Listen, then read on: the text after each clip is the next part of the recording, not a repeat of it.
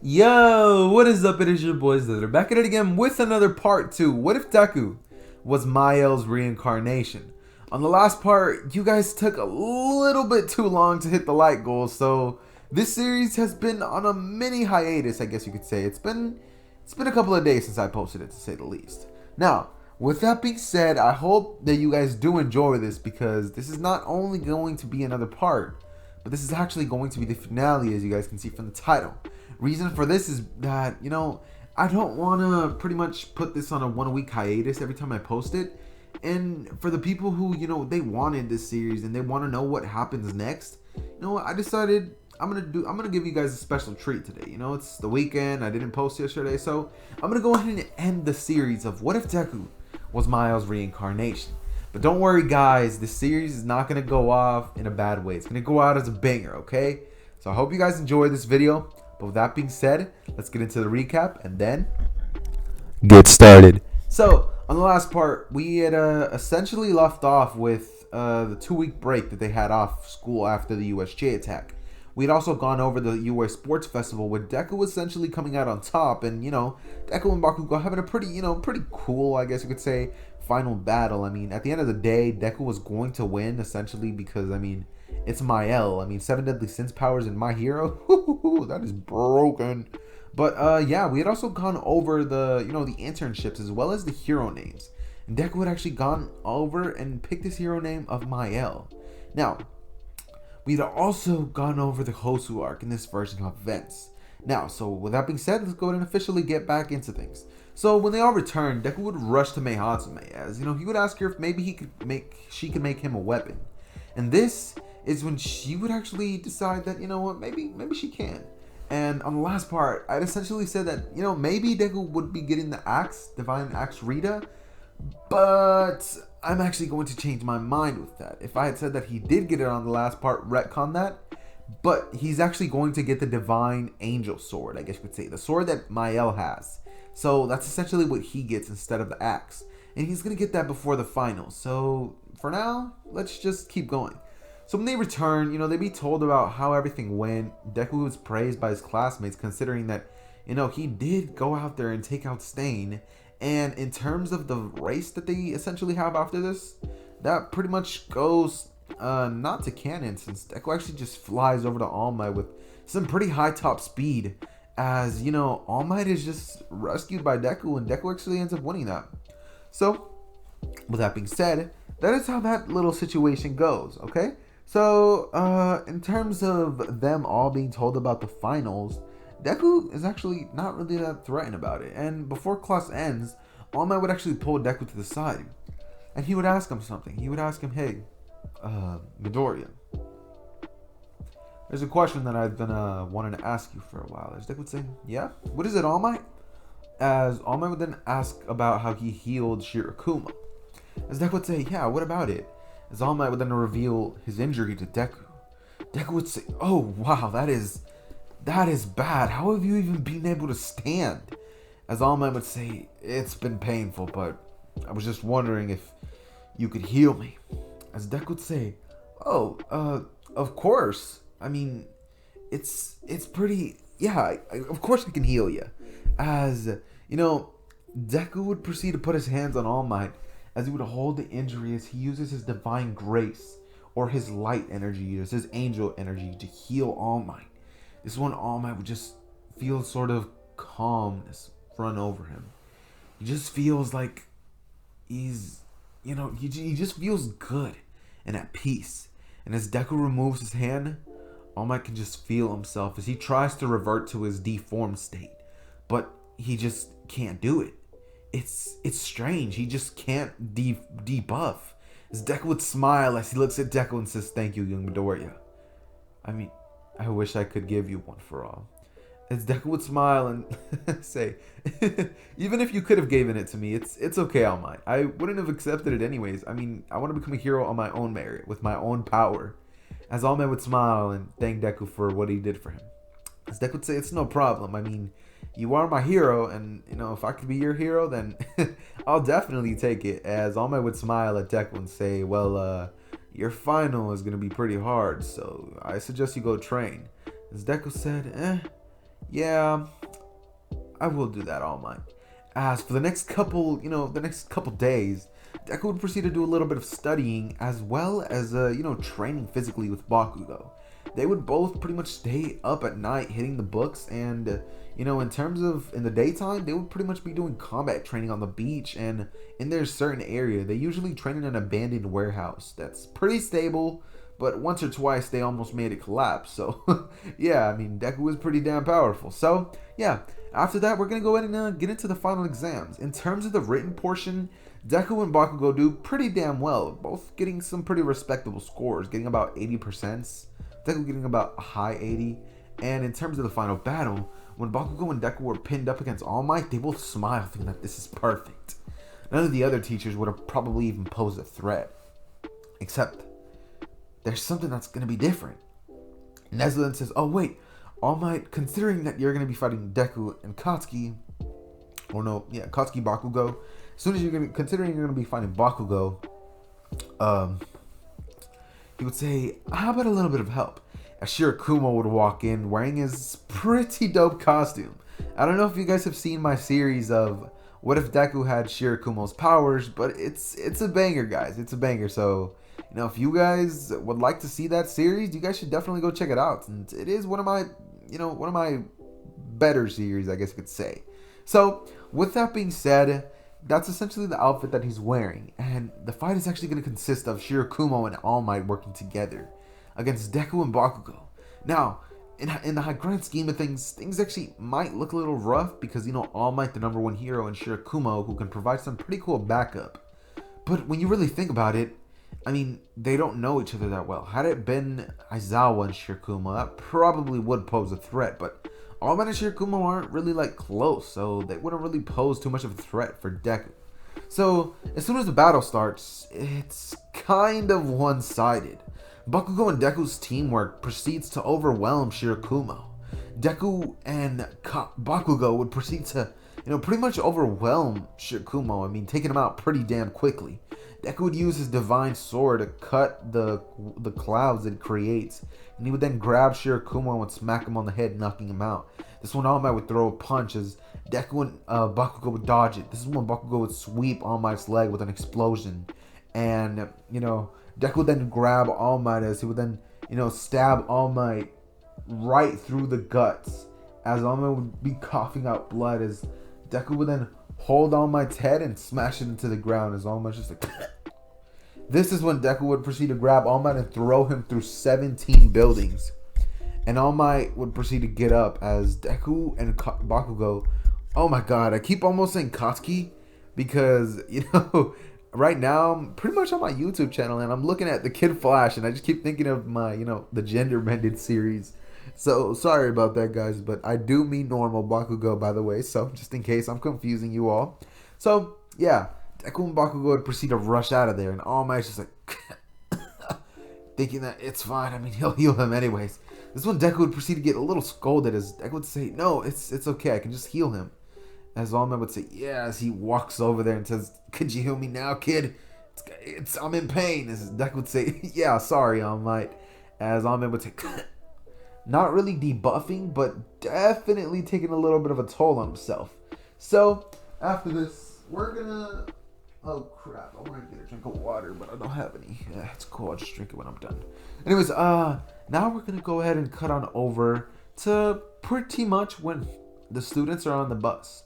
They would have all been told about the, the forced training arc, and this time, since All Might is actually going to be healed in this version of events, All Might is actually going to be present this time. This is going to change a lot of things for the villains, and this is definitely going to make things go a lot smoother for, the raid in the night. So, things are pretty damn calm, I would say. So, when they're on the bus, that essentially goes canon. Bakugo and Deku were talking the entire time, and everybody's talking about how powerful Deku is, how cool he is. Deku's saying that Todoroki's pretty amazing too. And Bakugo's definitely up there with the strongest. If they had to say, the order would probably be Deku, Bakugo, and Todoroki, considering that Deku and, Bakugo are pretty damn strong. So, with that being said, that's kinda how these things go.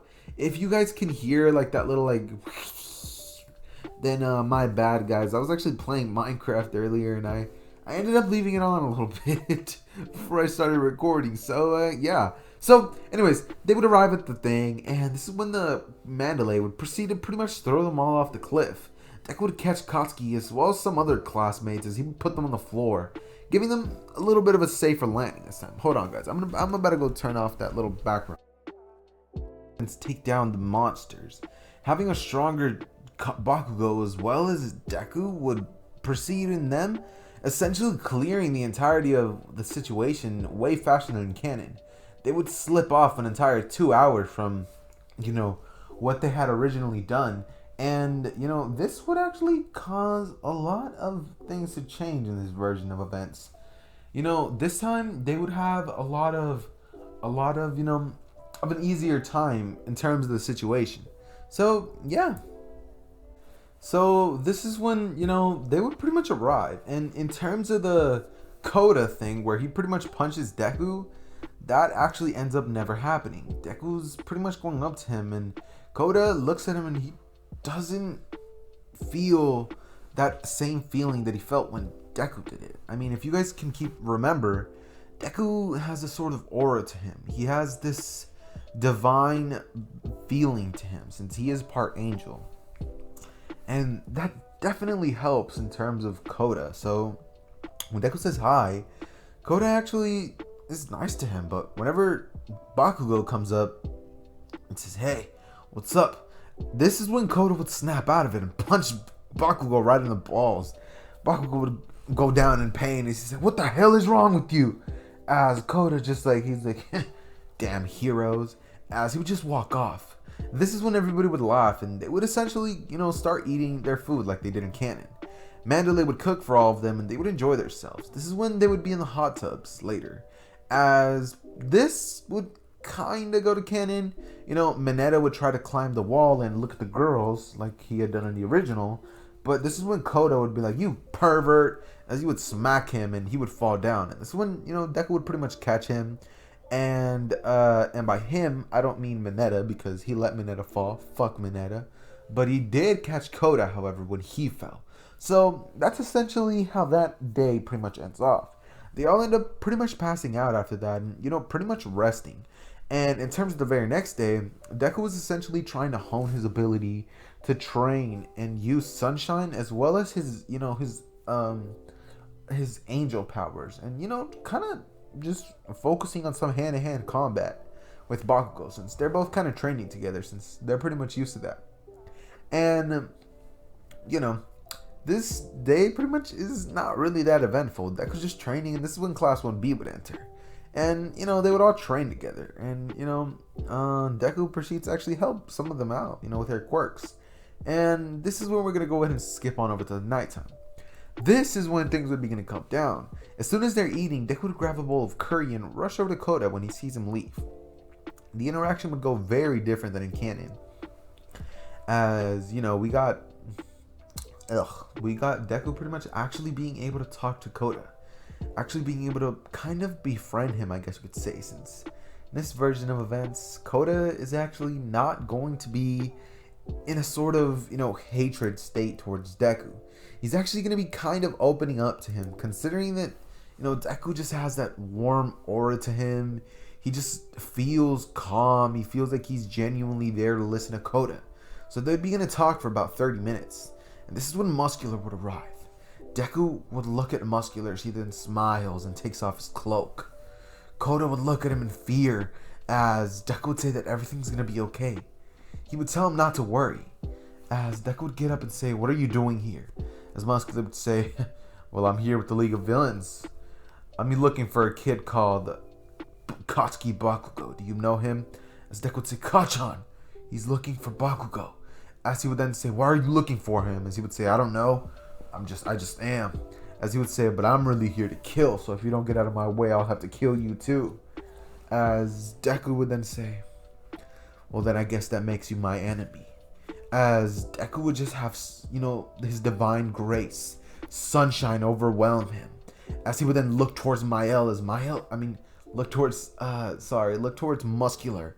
As Muscular would look at him and cower in fear as he just sees a Deku that's growing, as Deku would take out his blade, as he would chop Muscular and begin to cut him up with 1,000 divine slashes. Except this is going to be the Angel version, so I kind of want to implement this a little bit. So this is going to be the Angel version.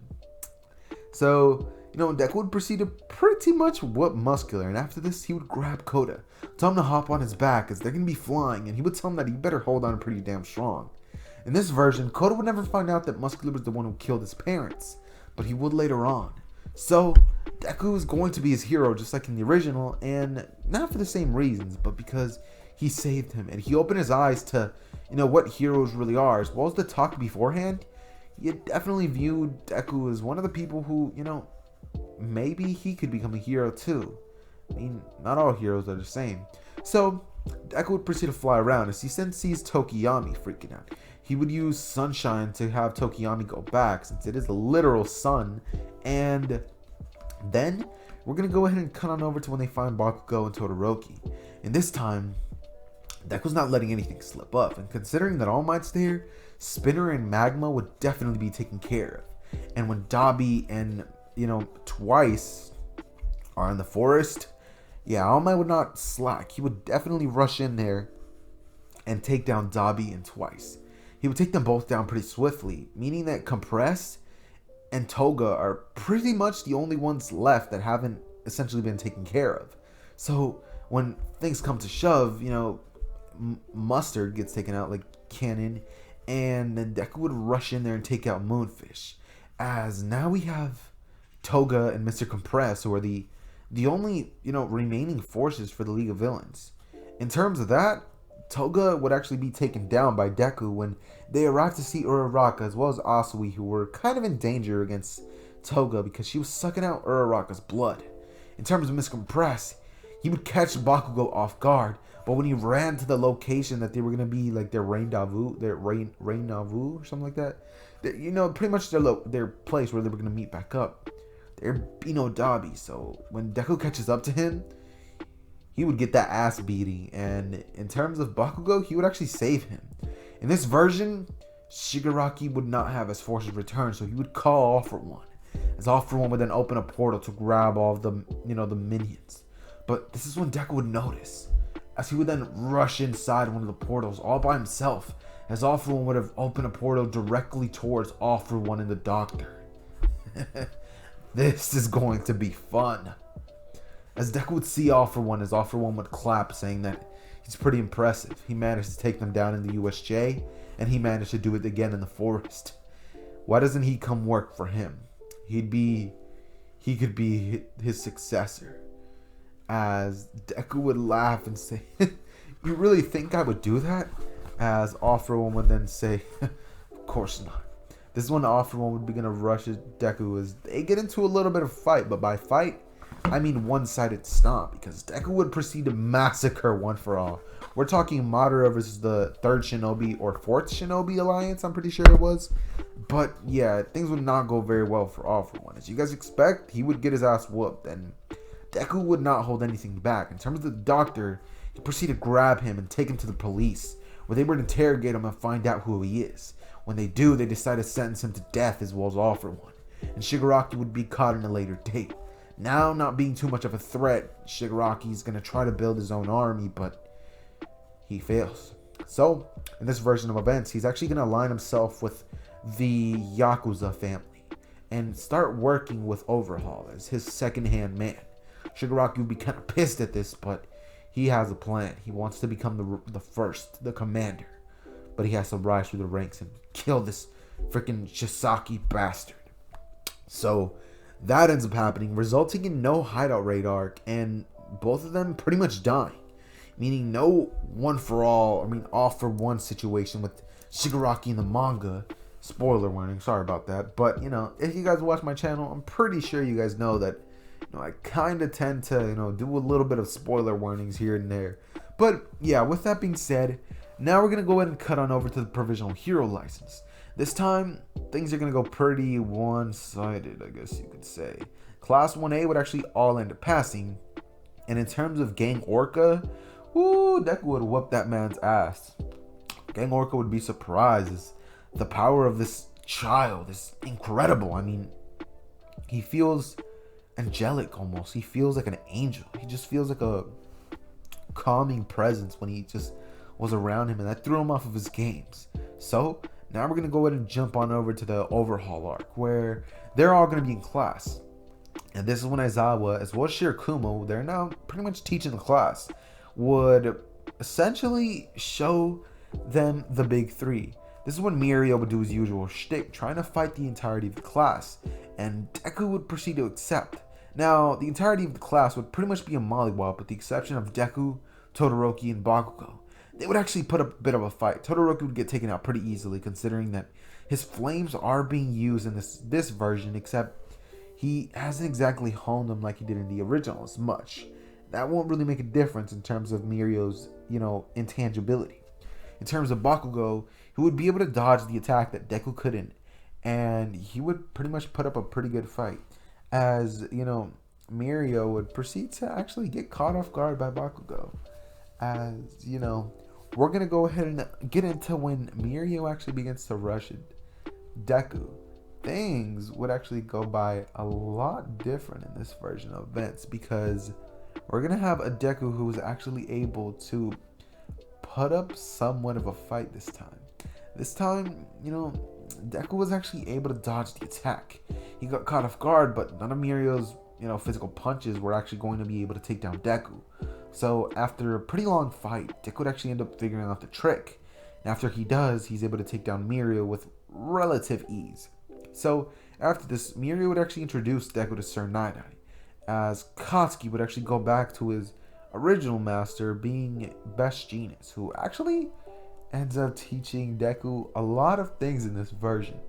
I mean, this time Bakugo wasn't that much of a dickhead, so when Best Genius is teaching Bakugo, he actually teaches him way better. And this time Bakugo actually gets way more of a big boost, since, Bakugo is actually learning something this time. So in terms of Deku, he's able to take down the stamp from, Sir Night, and Sir Night realizes that no matter what he does, Deku was always going to take it. I mean, he was way stronger than him, and there was really no hope for him. So in terms of that, that's pretty much how that event plays out. In terms of the little, the time that they wander off, Deku would pretty much be with Mirio. And this time when Eri actually runs around the corner, things would go by very differently. This time, Deku would actually feel the fear in Eri, feel everything that she's feeling, and he would realize that this girl she's been put under way too much. Things that no other person should ever have to deal with. So when Deku looks towards Overhaul, he feels nothing but rage. As, would you know it? It's noon. As Overhaul would rush at Deku, telling him that he's going to kill him. As Deku would tell Mirio to take Eri away. As Deku would say, Divine Sword, Mael. Kind of like Escanor, but he'd do it a little differently. So that is Overhaul taken out for you. And Overhaul is in critical condition. He is damn near on the brink of death. Overhaul is about to die, essentially. And in terms of Eri, Deku is actually going to be the one who's there for her instead of Mirio in this version of events. He's the one who's more like a big brother to her, and he's the one who is helping her, past the trauma. He talks to her, he shows her around, and whenever the little, sports festival thing, the festival thing comes around, that essentially goes to canon. Deku would actually forget the stuff and take down Gentle with way more ease than he did in canon. So with that being said, that is going to mark the conclusion of What If Deku was Mael's reincarnation. I hope you guys enjoyed the video, since, I actually kind of enjoyed making it. It feels good to hop back into the series that I made it a little bit back ago. And yeah, I hope you guys enjoyed this series. I know it wasn't 30 minutes, but, I try to make it as long as possible. But with that being said, guys, I hope you guys enjoyed the video. And it has been your boy Zether, and I am out.